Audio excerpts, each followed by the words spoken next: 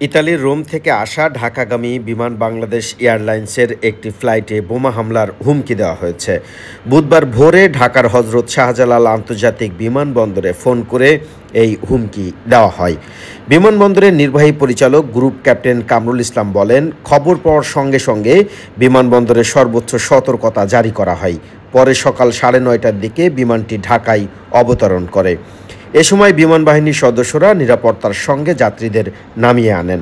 তিনি জানান, বোয়িং 787 মডেলের বিমানটি থেকে 254 জন যাত্রী এবং 13 জন ক্রুকে নিরাপদে বের করে টার্মিনালে আনা হয়েছে। বর্তমানে বিমান বাহিনীর সদস্যরা উড়োজাহাজটি ঘিরে রেখেছেন। বেসামরিক বিমান চলাচল কর্তৃপক্ষের chairman air vice marshal Mohammad Manzur Kabir Bhuiyan বলেন, খবর পাওয়ার সঙ্গে সঙ্গে বিমানবন্দরে তিনিও ছুটে যান। বিমানের সব যাত্রী ও ক্রুদের নিরাপদে বিমান থেকে বের করে আনা হয়। বর্তমানে যাত্রীদের লাগেজ তল্লাশি চালানো হচ্ছে। এর আগে ফ্লাইটটি মঙ্গলবার স্থানীয় সময় রাত 8টায় রোমের লিওনার্দো দা ভিনসি বিমানবন্দর থেকে রওনা হয়েছিল ঢাকার হজরত শাহজালাল আন্তর্জাতিক বিমানবন্দরের উদ্দেশ্যে। এদিকে রোম থেকে আসা বিমানের ফ্লাইটটিতে বোম থাকায় সতর্কতা জারি করা হয় হজরত শাহজালাল আন্তর্জাতিক বিমানবন্দরে। বিমানের BG356 নম্বর ফ্লাইটটি রোম থেকে ঢাকায় আসার পথে ওই বিমানে বোমা রয়েছে এমন তথ্য জানানো হয়। খবর পেয়ে বিমানবন্দরের নিরাপত্তায় থাকা বিমান বাহিনী, সিভিল এভিয়েশন ও এফসেক সদস্যরা পুরো বিমানবন্দরের সার্বিক নিরাপত্তা জোরদার করে। এদিকে রোম থেকে আসা বিমানটিতে তল্লাশি চালিয়ে বোমা সদৃশ্য কোনো কিছু পাওয়া যায়নি।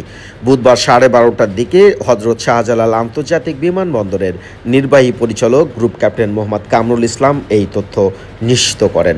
তিনি জানান, পুরো প্লেন তল্লাশি করে কোনো বোমা বা বোমা সদৃশ্য কোনো কিছু পাওয়া যায়নি। যাত্রীদের সব ব্যাগেজ চেক করা হয়েছে, কোথাও বিস্ফোরক বা কিছু পাওয়া যায়নি। কিছুক্ষণের মধ্যে যাত্রীদের ব্যাগেজ ফেরত দেওয়া হবে বলেও তিনি জানান। এদিকে বিমানবন্দরের নির্বাহী পরিচালক গ্রুপ ক্যাপ্টেন কামরুল ইসলাম জানান, তল্লাশি শেষ হয় প্রায় 6 ঘন্টা শাহজালাল বিমানবন্দরে এক শ্বাসরুদ্ধকর পরিস্থিতির মধ্য দিয়ে সবাইকে যেতে হয়েছে। শাহজালাল বিমানবন্দরে যে কোনো ধরনের ঘটনায় তারা সর্বাত্মকভাবে সবসময় সতর্ক রয়েছেন বলেও তারা জানান। এদিকে হজরত শাহজালাল আন্তর্জাতিক বিমানবন্দরে প্রায়শই এমন মহড়া হলেও বাস্তবে এমন ঘটনা সবার মাঝে উদ্বেগ উৎকণ্ঠা তৈরি হয়।